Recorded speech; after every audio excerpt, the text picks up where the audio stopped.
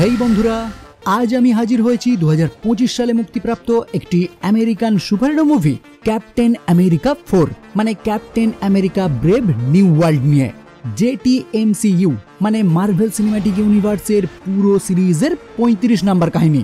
এর আগের 34টি স্টোরি আমি already in order release date পর এক্সপ্লেন করে রেখেছি। সো আপনারা যদি এখনও সেই ভিডিওগুলি কেউ দেখতে বাকি থাকেন তাহলে এই ভিডিওর ডেসক্রিপশন বক্সে দেওয়া লিঙ্ক কিংবা উপরে ডান দিকে থাকা এই এমসিইউ প্লেলিস্ট চেক করে নেবেন। আর হ্যাঁ, এই মুভি দেখার আগে ক্যাপ্টেন আমেরিকার আগের 3টি মুভি এবং Falcon and the winter soldier television series কিন্তু অবশ্যই দেখবেন, না হলে এই ভিডিওর অনেক কিছুই বুঝতে অসুবিধা হতে পারে। ওকে, তো ইন্ট্রোডাকশন আর না বাড়িয়ে এখন সোজা চলে যাব মূল ভিডিওর দিকে। শুরু করার আগে হেই, আমি Raja and welcome to the Bong would.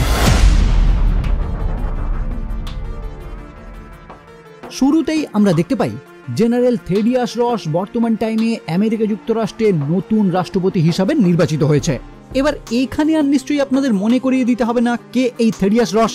হ্যাঁ, একটু কনফিউশন তো আছে, কারণ অনিবার্য কারণবশত এই চরিত্রে অভিনয় করা অভিনেতা চেঞ্জ হয়ে গেছে। মানে এমসিইউ এর দ্বিতীয় মুভি দ্য ইনক্রেডিবল হাল্ক মুভিতে যে থান্ডারবোল্ট রসকে আমরা দেখেছিলাম, এই চরিত্র কিন্তু সেই চরিত্রই। এখানে শুধুমাত্র অভিনেতাই চেঞ্জ হয়েছে, কারণ পুরনো অভিনেতা উইলিয়াম হার্ট 2022 সালে মারা গেছেন। তাই ওই একই চরিত্রে অভিনয় করছেন নতুন এই অভিনেতা হ্যারিসন ফোর্ড। যাদের একটু অসুবিধা হওয়ার ছিল তাদের আশা করি আমি এই ব্যাপারটা বোঝাতে পারলাম। ওকে, তো প্রেসিডেন্ট পদে নির্বাচিত হওয়ার পর মিস্টার রস তার শপথ গ্রহণ অনুষ্ঠানেই বক্তব্য দেন, আমাদের এখন এক হতে হবে। মানে পৃথিবীতে যেভাবে বিপদ বেড়ে চলেছে সেগুলি প্রতিরোধ করার জন্য পৃথিবীর সমস্ত দেশকেই এক হয়ে কাজ করতে হবে।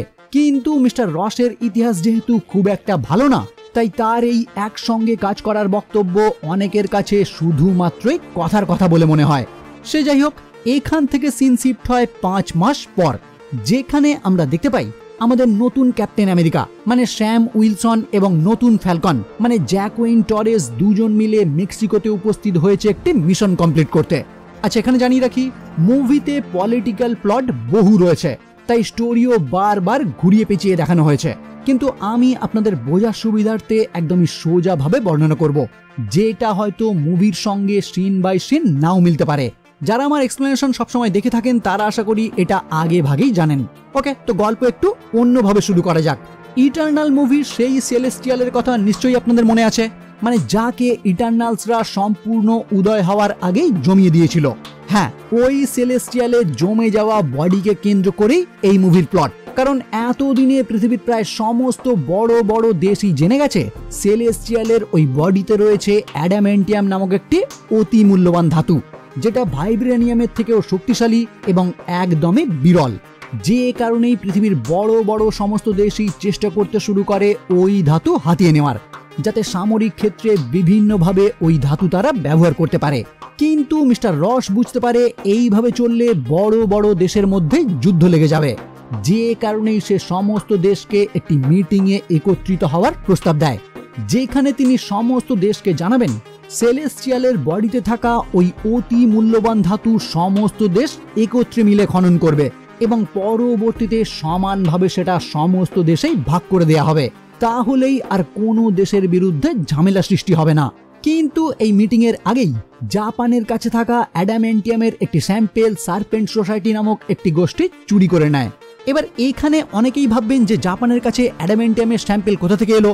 আসলে বিভিন্ন দেশ ওই সেলেস্টিয়ালের বডি পরীক্ষা করার জন্য বেশ কিছু স্যাম্পেল সংগ্রহ করেছিল, যেখান থেকেই তারা বুঝতে পেরেছিল ওই বডির মধ্যে রয়েছে অতি মূল্যবান ধাতু অ্যাডামেন্টিয়াম, আর সেই স্যাম্পেলই জাপান দেশ থেকে চুরি হয়ে যায়। ফলে রাষ্ট্রপতি রসের নির্দেশেই স্যাম এবং টরেস মেক্সিকোতে উপস্থিত হয়ে ওই সার্পেন্ট সোসাইটি গ্রুপের কাছ থেকে অ্যাডামেন্টিয়ামের স্যাম্পেলটি হাসিল করে নেয়।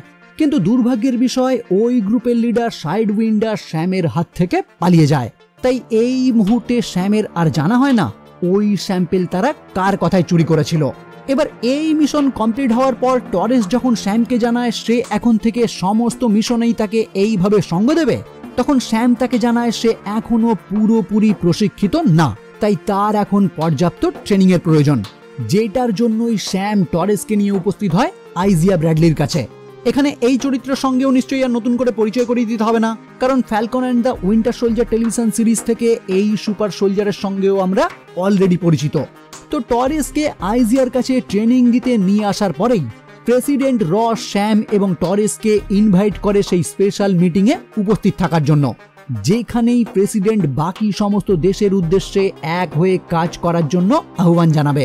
তো এটা জানতে পারার পরেই আইজিয়া স্যামকে পরামর্শ দেয় রসের হয়ে কাজ করাটা তার একদমই ভালো লাগছে না, কারণ ক্যাপ্টেন আমেরিকা কখনোই কারোর আন্ডারে কাজ করেনি, আর তাছাড়াও রসের ইতিহাস একদমই ভালো না। আসলে এই রসের কারণেই আইজিয়াকে প্রায় কয়েক দশক কারাগারে বন্দী থাকতে হয়েছিল, যে কারণেই তার প্রতি আইজিয়ার একটি ক্ষোভ রয়েছে। কিন্তু স্যাম তাকে শান্ত করিয়ে তাকে সঙ্গে নিয়েই উপস্থিত হয় হোয়াইট হাউসে, যেখানে মিস্টার রস স্যামের সঙ্গে একা দেখা করে তাকে প্রস্তাব দেয় সে যেন দায়িত্ব নিয়ে অ্যাভেঞ্জার্স টিম আবারও গঠন করে, কারণ পুরনো অ্যাভেঞ্জার্সরা এখন আর নেই। যেটা শুনে স্যামও খুশি খুশি তার প্রস্তাব গ্রহণ করে, যার পর সঠিক সময় মতো প্রেসিডেন্ট সেই মিটিংয়ে উপস্থিত হয়ে অ্যাডামেন্টিয়াম চুক্তি সম্বন্ধে সমস্ত দেশকে বিবরণ দিতে শুরু করে, মানে কিভাবে সমস্ত দেশ একত্রিত হয়ে অ্যাডামেন্টিয়াম খনন করবে এবং পরবর্তীতে সেটা কিভাবে সমানভাবে বিতরণ করা হবে এইসব। কিন্তু ওই মিটিং এর মধ্যে হঠাৎই আইজিয়া এবং আরো 4টি সোলজার প্রেসিডেন্টের উপর গুলি চালিয়ে তাকে হত্যা করার চেষ্টা করে, ফলে ক্ষণিকের মধ্যেই আইজিয়া সহ ওই 4 জনকে গ্রেপ্তার করা হয়। কিন্তু অবাক করার মতো বিষয় হলো আইজিয়াকে দেখে স্যামের এই মুহূর্তে সন্দেহ হয় আইজিয়া হয়তো নিজের জ্ঞানে এই কাজ করেনি, খুব সম্ভবত অন্য কেউ তাকে এই আক্রমণ করতে বাধ্য করেছে। ফলে পরবর্তীতেই স্যাম প্রেসিডেন্টের সম্মুখে উপস্থিত হয়ে তাকে রিকোয়েস্ট করে আইজিয়ার কেসের দায়িত্ব যেন তাকে দেয়া হয়, কিন্তু প্রেসিডেন্ট তাকে সোজাসুজি জানিয়ে দেয় আইজিয়া তার পরিচিত, এমনকি ওই মিটিংয়ে স্যামই তাকে নিয়ে এসেছে।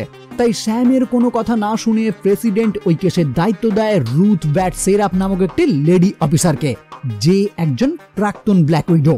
এমনকি স্যামকে মিস্টার রস যে অ্যাভেঞ্জার্স টিম নতুন করে বানানোর প্রস্তাব দিয়েছিল সেটাও এই মুহূর্তে সে ক্যান্সেল করে দেয়। কিন্তু স্যামও এত সহজে ছেড়ে দেওয়ার পাত্র না, তাই টরেসকে সঙ্গে নিয়ে সে নিজে থেকেই ওই কেসের তদন্ত করতে শুরু করে। প্রথমেই সে জেলে থাকা আইজিয়ার সঙ্গে কথা বলে কনফার্ম হয়ে যায় প্রেসিডেন্টের উপর গুলি সে নিজে থেকে চালায়নি, কেউ বা কারা তাকে কন্ট্রোল করে ওই কাজ করিয়েছে। ফলে পরবর্তীতেই টরেস যখন ওই হামলার ভিডিও ফুটেজ চেক করে তখনই সে দেখতে পায় আইজিয়া সহ বাকি 4 জনই, মানে যারা ওই হামলায় অংশ নিয়েছিল, প্রত্যেকেরই ফোনের স্ক্রিন ওই হামলার আগে হঠাৎ করে ব্লিঙ্ক করতে শুরু করেছিল, আর পরবর্তীতে একটি নির্দিষ্ট মিউজিক বেজে ওঠার সঙ্গে সঙ্গেই তারা প্রেসিডেন্টের উপর হামলা চালিয়েছিল। তাই খুব সম্ভবত এগুলোর সঙ্গেই হয়তো মাইন্ড কন্ট্রোলের কোনো সম্পর্ক রয়েছে। এবার এই সব তদন্তের মাঝেই স্যামের গাড়িতে হঠাৎ করেই সাইড উইন্ডার একদিন আক্রমণ করে বসে, যদিও স্যাম কোনো প্রকারে তার আক্রমণ এড়িয়ে তাকে পরাস্ত করে, আর সৌভাগ্যক্রমে তার থেকেই জানতে পারে প্রেসিডেন্টের উপর হামলার পিছনে সেই ব্যক্তিরই হাত রয়েছে, যে ব্যক্তি সাইড উইন্ডার এবং তার গ্রুপকে দিয়ে অ্যাডামেন্টিয়ামের স্যাম্পল চুরি করিয়েছিল। ফলে সাইড উইন্ডারকে বন্দি করে তার ফোন টরেসের মাধ্যমে ট্র্যাক করেই সে বুঝতে পারে এই সমস্ত কাজের পিছনে যে ব্যক্তি রয়েছে সে বর্তমানে ভার্জিনিয়ার একটি পরিত্যক্ত মিলিটারি ক্যাম্পে রয়েছে। ফলে এটা জানতে পারার পরেই আর এক মুহূর্ত দেরি না করে স্যাম এবং টরেস দুজনেই বেরিয়ে পড়ে ভার্জিনিয়ার উদ্দেশ্যে। এদিকে মিস রুথও ভিডিও ফুটেজ চেক করে যখন বুঝতে পারে প্রেসিডেন্টের উপর হামলার সঙ্গে তাদের সকলের ফোনের স্ক্রিন ব্লিঙ্ক করা জড়িত রয়েছে, তখনই সে ওই সমস্ত অপরাধীদের সঙ্গে কথা বলতে গেলে দেখতে পায় ওই জেলেরই একজন গার্ড আইজিয়া বাদে বাকি 4 জনকেই গুলি করে নিজেও আত্মহত্যা করেছে। ফলে মিস রুথ আইজিয়াকে প্রোটেক্ট করার জন্য আরো হাই সিকিউরিটি জেলে তাকে স্থানান্তর করে। ওইদিকে রাস্তাতেই স্যাম যখন খবর পায় জেলের মধ্যে ওই সমস্ত অপরাধীদের উপর আক্রমণ হয়েছে, তখনই সে ওই স্থান থেকে ফিরে আসতে চায় যাতে আইজিয়া নতুন করে আর কোনো বিপদে না পড়ে। কিন্তু কিছুক্ষণের মধ্যেই সে বুঝতে পারে স্যাম যে ভার্জিনিয়ার ওই মিলিটারি ক্যাম্পে রওনা হয়েছে সেটা মনে হয় ওই ব্যক্তি বুঝতে পেরে গেছে, যে কারণে সে ইচ্ছাকৃতভাবেই ওই জেলে আক্রমণ করিয়েছে যাতে স্যাম ওই মিলিটারি ক্যাম্পে উপস্থিত না হয়ে ফিরে আসে। কিন্তু স্যাম সিদ্ধান্ত নেয় ফিরে না গিয়ে সে ওই মিলিটারি ক্যাম্পেই যাবে।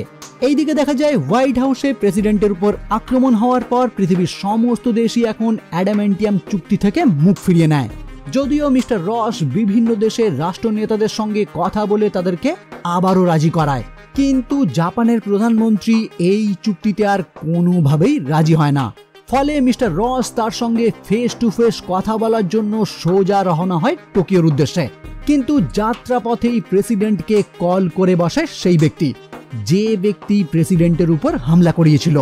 আর প্রেসিডেন্টের সঙ্গে ওই ব্যক্তির কথোপকথনের মাধ্যমেই আমরা বুঝতে পারি ওই ব্যক্তি আর কেউ না স্যামুয়েল স্টান্স, মানে যার সাথে আমরা পরিচিত হয়েছিলাম দ্য ইনক্রেডিবল হাল্ক মুভিতে। আর ওই মুভিতেই আমরা দেখতে পেয়েছিলাম ব্রুস ব্যানার নিজেকে ঠিক করার জন্য তার ব্লাড স্যাম্পেল স্যামুয়েলকে পাঠাতো, যে ওই সমস্ত রক্তের নমুনা অধিক মাত্রায় স্টোর করে রেখেছিল, যার মাধ্যমেই পরবর্তীতে সে এমিল ব্রনস্কিকে অ্যাবোমিনেশনে রূপান্তরিত করেছিল। কিন্তু ঠিক ওই টাইমেই অ্যাক্সিডেন্টালি স্যামুয়েলের মাথায় চোট লাগে, আর সেই ক্ষতস্থানেই হাল্কের কয়েক ফোঁটা রক্ত পড়ে। ফলে পরবর্তীতে ওই রক্তের কারণেই তার মাথা বিকৃত হয় এবং তার বুদ্ধি আরো উন্নত হয়ে যায়। যেটা জানতে পেরেই মিস্টার রস চালাকি করে ব্লন্সকিকে অ্যাবোমিনেশনে রূপান্তরিত করার অপরাধে স্যামুয়েলকেই বন্দি করে নেয়, যাতে স্যামুয়েলের ওই প্রখর বুদ্ধি সে নিজের কাজে লাগাতে পারে। আর স্যামুয়েলকে রস জানিয়ে দেয় তার এই সমস্ত উন্নত বুদ্ধি কাজে লাগিয়ে পদোন্নতি ঘটতে ঘটতে একবার যদি সে আমেরিকার রাষ্ট্রপতি হতে পারে, তাহলে তারপর রাষ্ট্রপতি হিসাবে স্যামুয়েলের সমস্ত দোষ সে মুকুব করে দেবে। কিন্তু বর্তমান সময়ে মিস্টার রস প্রায় 5 মাস রাষ্ট্রপতি হয়ে যাওয়ার পরেও স্যামুয়েলকে সে মুক্ত করেনি, কারণ বেশ কিছুদিন আগে থেকেই মিস্টার রস এমন একটি দুরারোগ্য ব্যাধিতে আক্রান্ত হয়ে যায় যার ওষুধ একমাত্র স্যামুয়েলই তৈরি করতে পারে, যে ওষুধ মিস্টার রসকে ডেলি খেতে হয়। তাই প্রথমত স্যামুয়েলকে মুক্ত করে দিলে ওই ওষুধ সে হয়তো আর নাও পেতে পারে, আর দ্বিতীয়ত প্রয়োজনে স্যামুয়েলের মতো প্রখর বুদ্ধি সে আর হয়তো কোথাও পাবে না, যে কারণেই সে স্যামুয়েলকে বন্দি করে রাখে। কিন্তু স্যামুয়েল যখন বুঝতে পারে রস তাকে কোনোদিনই এখান থেকে মুক্ত করবে না, তখনই সে প্রেসিডেন্টের ওই ওষুধে গামা বিকিরণ অ্যাড করতে শুরু করে, যাতে প্রেসিডেন্টও খুব তাড়াতাড়ি হাল্কের মতো একটি দানবে রূপান্তরিত হয়। আর একই সঙ্গে রসকে যাতে প্রেসিডেন্ট পদ থেকে বহিষ্কৃত করা যায় সেটারও প্ল্যান করতে শুরু করে, যে প্ল্যান অনুযায়ী সে ওই সার্পেন্ট সোসাইটি দ্বারা জাপান থেকে অ্যাডামেন্টিয়ামের স্যাম্পেল চুরি করে, আর পরবর্তীতে বিভিন্ন দেশের সঙ্গে মিটিং করার টাইমে প্রেসিডেন্টের উপর হামলাও করায়, যাতে অন্যান্য দেশ ওই চুক্তিতে সম্মতি না জানায়। আর এখন স্যামুয়েল প্রেসিডেন্টকে কল করে জানায় সে ওই মিলিটারি ক্যাম্পে সমস্ত গার্ডদের বশ করে সেখান থেকে মুক্ত হয়ে গেছে, যেটা শুনে মিস্টার রস খুবই উদ্বিগ্ন হয়ে পড়ে। ফলে সঙ্গে সঙ্গেই সে মিস রুথকে দায়িত্ব দেয় ভার্জিনিয়ার ওই মিলিটারি ক্যাম্পে গিয়ে সে যেন পর্যবেক্ষণ করে ওই স্থানে ঠিক কি ঘটেছে, আর নিজে টোকিওতে উপস্থিত হয়ে জাপানের প্রধানমন্ত্রীর সঙ্গে বৈঠক করতে শুরু করে, যেখানে জাপানের প্রধানমন্ত্রী তাকে সরাসরি জানিয়ে দেয় অ্যাডামেন্টিয়াম চুক্তিতে তারা আর কখনোই সম্মতি জানাবে না, কারণ জাপানের ইন্টেলিজেন্স খবর পেয়েছে জাপানে থাকা অ্যাডামেন্টিয়ামের স্যাম্পেল আসলে আমেরিকায় চুরি করিয়েছে, যেটা আবার ক্যাপ্টেন আমেরিকাকে দিয়ে উদ্ধার করে জাপানকে তারা বোকা বানিয়েছে। আসলে এটাও স্যামুয়েলের একটি প্ল্যান, সে কোনোভাবেই চায় না রস অ্যাডামেন্টিয়ামের এই চুক্তিতে সফল হোক, সে চায় সমস্ত দেশের কাছেই মিস্টার রস যাতে অপমানিত হয় আর শেষ পর্যন্ত রাষ্ট্রপতি পদ থেকে বহিষ্কৃত হয়, যে কারণেই সে জাপানের ইন্টেলিজেন্সের হাতে মিথ্যা প্রমাণ পৌঁছে দিয়েছিল, যেটা পেয়েই আমেরিকার ওই চুক্তিতে তারা সম্মতি জানাতে অস্বীকার করে। ওইদিকে দেখা যায় স্যাম এবং টরেস সেই মিলিটারি বেসে পৌঁছে গোপনে তার ভিতর প্রবেশ করলে সেখানেই তারা ছোটখাটো একটি ল্যাব দেখতে পায় এবং সেখানেই আইজিয়া সহ সেই সমস্ত ব্যক্তিদের ছবিও লক্ষ্য করে যারাই হোয়াইট হাউসে হামলা চালিয়েছিল। আর একই সঙ্গে টরেস সেখানকার একটি কম্পিউটার ঘেঁটে বুঝতে পারে স্যামুয়েল এমন এক প্রযুক্তি ব্যবহার করছিল যেটার মাধ্যমে ফোনে লাইট ফ্ল্যাশ হলেই সেই ব্যক্তি পুরোপুরি বশীভূত হয়ে যাবে, আর তারপর একটি বিশেষ মিউজিকের মাধ্যমে তাদের সকলকেই কোনো একটি কাজ করার জন্য ট্রিগার করা হবে, মানে যারা প্রেসিডেন্টের উপর হামলা চালিয়েছিল তাদের প্রত্যেকেরই মাইন্ড কন্ট্রোল করে ওই কাজ করানো হয়েছে। আরও অবাক করার মতো বিষয় হলো স্যাম এখানেই মিস্টার রসের ব্লাড রিপোর্ট এবং একটি ওষুধের ডাব্বা দেখতে পায়, যেটা সে পরীক্ষা করার জন্য নিজের কাছে রেখে দেয়। আর তারপরই তারা ফাইনালি মুখোমুখি হয় স্যামুয়েল স্টান্সের। যে তাদেরকে বর্ণনা করে সেই অ্যাডামেন্টিয়ামের স্যাম্পল চুরি করিয়েছে আর সেই হোয়াইট হাউসে প্রেসিডেন্টের উপর হামলা করিয়েছে। কারণ মিস্টার রস তাকে ব্যবহার করে আজ প্রেসিডেন্ট হলেও তার কথা মতো তাকে সে এখনো মুক্ত করেনি। তাই এখন সে মিস্টার রসকে তার ওই পদ থেকে নামিয়েই ছাড়বে। কিন্তু স্যাম যখন তাকে জানায় তার এই কাজে অনেক সাধারণ মানুষও মারা যাচ্ছে, তাই এই কাজ তাকে এখানেই থামাতে হবে, তখনই স্যামুয়েল ওই স্থানের কিছু সামরিক বাহিনীকে বশীভূত করে তাদের বিরুদ্ধে লড়াই লাগিয়ে দেয়। আর সেই সুযোগেই স্যামুয়েল ওই স্থান থেকে কেটে পড়ে। এর কিছুক্ষণের মধ্যেই মিস রুথ ওই স্থানে উপস্থিত হয়ে স্যাম এবং টরেসকে তাদের সঙ্গে লড়াই করতে সাহায্য করে। আর তারপর ওই স্থান থেকে বেরিয়ে সোজা উপস্থিত হয় স্যামের এক সামরিক বন্ধু ডেনিসের কাছে, যার কাছেই সাইড উইন্ডার বন্দী রয়েছে। তো এখানে উপস্থিত হয়ে স্যাম সাইড উইন্ডারের থেকে জানতে চায় স্যামুয়েলের আসল প্ল্যান কি হতে পারে। সাইড উইন্ডার তখন তাকে জানায় রস তার বুদ্ধিতেই প্রেসিডেন্ট হলেও কথা মতো সে তাকে মুক্ত করেনি, যে কারণে বর্তমান টাইমে সে জাপান এবং আমেরিকার মধ্যে একটি যুদ্ধ লাগাতে চাইছে, যেটা শুরু হলে পুরো বিশ্বের কাছে আমেরিকা তথা প্রেসিডেন্ট রসের সম্মান ক্ষুণ্ণ হবে। আর বর্তমান টাইমে স্যামুয়েলের সেটাই একমাত্র লক্ষ্য, যে কোনো উপায়ে প্রেসিডেন্ট রসের বদনাম করা। এবার এটা জানতে পারার সঙ্গে সঙ্গেই স্যাম রওনা হয় প্রেসিডেন্ট রসের উদ্দেশ্যে, কারণ যে কোনো উপায়ে স্যাম তাকে এই বিষয়ে সাবধান করতে চায় যাতে দুই দেশের মধ্যে যুদ্ধ কোনো কারণেই না শুরু হয়। কিন্তু ইতিমধ্যে জাপান গভর্নমেন্ট ওই সেলেস্টিয়ালের বডি থেকে অ্যাডামেন্টিয়াম সংগ্রহ করার জন্য পর্যাপ্ত জাহাজ নিয়ে ওই সেলেস্টিয়াল দ্বীপে উপস্থিত হয়ে যায়, কারণ তারা এখন আমেরিকার আর কোনো চুক্তি মানছে না। এবার মিস্টার রস যখন জানতে পারে জাপান তাদের যুদ্ধ জাহাজ নিয়ে সেলেস্টিয়াল দ্বীপে উপস্থিত হয়ে গেছে, তখন রসও তাদের বেশ কিছু যুদ্ধ জাহাজ এবং যুদ্ধ বিমান নিয়ে সেই স্থানে উপস্থিত হয়।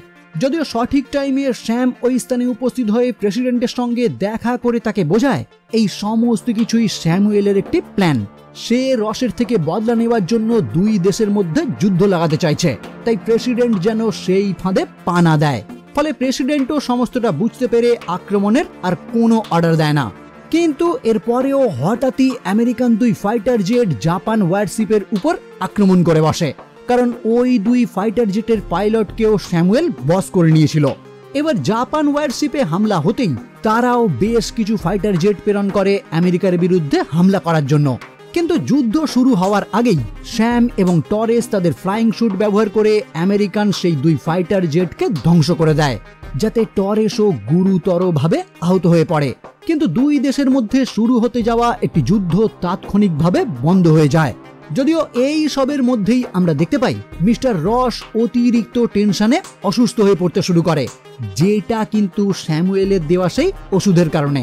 মানে ওই ওষুধে গামা বিকিরণ মেশানোর কারণে রসের শরীরেও এখন গামা রেডিয়েশন বৃদ্ধি পেয়েছে, তাই অতিরিক্ত টেনশনে সে অসুস্থ হয়ে পড়ছে। এবার এই অসুস্থ হওয়া লাস্ট পরিণতি কি সেটা আর কিছুক্ষণের মধ্যেই আপনারা বুঝতে পারবেন। ওকে, তো টরেস হসপিটালে ভর্তি থাকার টাইমে স্যামকে সান্ত্বনা দেওয়ার জন্য তার পুরনো সঙ্গী বাকি বান্স তার সঙ্গে দেখা করে। ওইদিকে দেখা যায় স্যামুয়েল তার প্ল্যানে ফেল করে স্যামের সেই সামরিক বন্ধু ডেনিসকে হত্যা করে, কারণ স্যাম তাকে সেই ওষুধ পরীক্ষা করার দায়িত্ব দিয়েছিল, যেটা সে স্যামুয়েলের ল্যাব থেকে উদ্ধার করেছিল। আর এই মুহূর্তে ডেনিস জেনে গিয়েছিল ওই ওষুধে গামা রেডিয়েশন রয়েছে, তাই সে যাতে ওই খবর আগে ভাগেই স্যামকে জানাতে না পারে, সেই কারণেই সে তাকে হত্যা করে।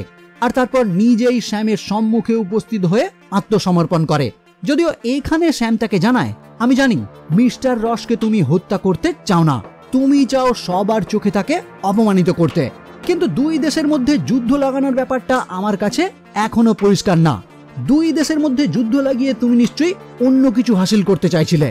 যেটা শুনে স্যামুয়েল তাকে জানায়, তুমি একদম ঠিক, আমি শুধু মিস্টার রসের আসল রূপটা সবার সামনে প্রকাশ করতে চাইছিলাম, যেটাতে আমি ফেল করেছি। কিন্তু আর কিছুক্ষণ ওয়েট করো, গোটা বিশ্ব মিস্টার রসের আসল রূপ দেখতে পেয়ে যাবে। যে কথা শুনে স্যাম আর ওয়েট না করে প্রেসিডেন্ট রসের উদ্দেশ্যে রওনা হয়। এদিকে দেখা যায় জাপান এবং আমেরিকার মধ্যে যুদ্ধ হতে হতেও থেমে যাওয়ার ফলে জাপান আবারও আমেরিকার ওই চুক্তিতে রাজি হয়ে যায়। তাই প্রেসিডেন্ট রস আবারও সমস্ত দেশের প্রতিনিধিদের সম্মুখে ওই চুক্তি নিয়ে একটি বক্তব্য দেওয়ার জন্য তৈরি হয়ে যায়। কিন্তু বক্তব্য দেওয়ার টাইমে ওই স্থানেরই কিছু স্পিকারে স্যামুয়েল এবং মিস্টার রসের সেই কথোপকথনের একটি রেকর্ডিং চলতে শুরু করে এবং নিউজেও দেখানো হয় স্যামুয়েলের কারণেই মিস্টার রস আজ প্রেসিডেন্ট হতে পেরেছে। এবার এই সব দেখেই মিস্টার রস আবারও আগের মতো অসুস্থ হয়ে পড়তে শুরু করে এবং ক্ষণিকের মধ্যেই তার টেনশন এতটাই অতিরিক্ত হয়ে যায় যে নিমেষেই সে ওই স্থানে রেড হাল্কে রূপান্তরিত হয়, যেটাই স্যামুয়েল এতদিন ধরে চাইছিল। মানে সবার চোখে মিস্টার রসকে একটি দানব বানিয়ে দিতে চাইছিল, যে কাজে এখন সে সফল হয়েছে। তো স্যাম যখন দেখতে পায় রেড হাল্কে রূপান্তরিত হয়ে মিস্টার রস সেখানে সবকিছুই ভাঙচুর করতে শুরু করেছে, তখনই স্যাম সম্পূর্ণ রেডি হয়ে রেড হাল্ককে থামানোর চেষ্টা করে, কিন্তু দুর্ভাগ্যবশত তার সমস্ত চেষ্টাই ব্যর্থ হয়। ফলে স্যাম তাকে ওই হোয়াইট হাউস থেকে কিছুটা দূরে চেরি ফুলের একটি বাগানে নিয়ে যায়, যেখানেই মিস্টার রস তার মেয়েকে ছোটবেলায় ঘুরতে নিয়ে আসতো। তাই এই স্থানে উপস্থিত হয়ে স্যাম যখন তার মেয়ের কথা তাকে আবারও মনে করিয়ে দেয়, তখনই রেড হাল্ক শান্ত হয়ে আবারও মিস্টার রসে পরিণত হয়। যদিও এর আগে সে স্যামের উইন্ডশুট পুরোপুরি ভেঙে দেয় এবং স্যামকেও গুরুতরভাবে আহত করে দেয়, যার পর দেখা যায় স্যাম তার কথা অনুযায়ী আইজিয়াকে জেল থেকে মুক্ত করে, কারণ স্যামুয়েল এখন তার সমস্ত অপরাধ স্বীকার করে নিয়েছে। এরপর দেখা যায় মিস্টার রস নিজে থেকেই রাষ্ট্রপতি পদ থেকে রিজাইন করে র্যাপটে বন্দী হয়ে যায়, যেখানে ফাইনালি স্যামই তার মেয়ে বেটি রসের সঙ্গে তার আবারও দেখা করায়। মানে সেই ইনক্রেডিবল হাল্কের পর থেকে বেটি রস তার বাবার সঙ্গে এতদিন পর দেখা করে। এদিকে দেখা যায় মিস্টার রস রাষ্ট্রপতি পদ থেকে রিজাইন করলেও তার প্ল্যান মতো সমস্ত দেশই অ্যাডামেন্টিয়াম চুক্তি স্বাক্ষর করে। এরপর দেখা যায় স্যাম হসপিটালে থাকা টরেসের সঙ্গে দেখা করে নতুন অ্যাভেঞ্জার্স টিম তৈরি করার কথা ঘোষণা করে, যে টিমের সদস্য হওয়া টরেসের বহুদিনের স্বপ্ন। পোস্ট ক্রেডিট সিনে দেখা যায় স্যাম কারাগারে বন্দী থাকা স্যামুয়েলের সঙ্গে দেখা করে, যেখানে স্যামুয়েল তাকে সতর্ক করে খুব শীঘ্রই বাইরের জগৎ থেকে কিছু বিপদ পৃথিবীর দিকে ধেয়ে আসছে। আসলে স্যামুয়েল তার এই ইন্টেলিজেন্ট মস্তিষ্কের মাধ্যমে কিছু কিছু ভবিষ্যৎ কল্পনা করতে পারে, যার মাধ্যমেই সে বুঝতে পারে বাইরের জগতের কোনো বিপদ খুব শীঘ্রই পৃথিবীর উপর আসতে চলেছে, যেটাই হয়তো আমরা ডুমসডে বা সিক্রেট ওয়ারে দেখতে পাবো। ওকে, তো এই মুভি এখানেই সমাপ্ত হয়। ভিডিও কেমন লাগলো অবশ্যই জানাবেন, ভালো লাগলে ভিডিওটি লাইক এবং শেয়ার করবেন, আর আমার চ্যানেলে যদি প্রথম হয়ে থাকেন তাহলে অবশ্যই চ্যানেলটি সাবস্ক্রাইব করে বেল আইকনটি ক্লিক করে দেবেন, যাতে এই রকম ভিডিও সবার আগে পৌঁছে যায় আপনার কাছে। ওকে, তাহলে আজকের মতো এই পর্যন্তই, দেখা হচ্ছে পরবর্তী কোনো ভিডিও নিয়ে, আর ততক্ষণের জন্য বাই।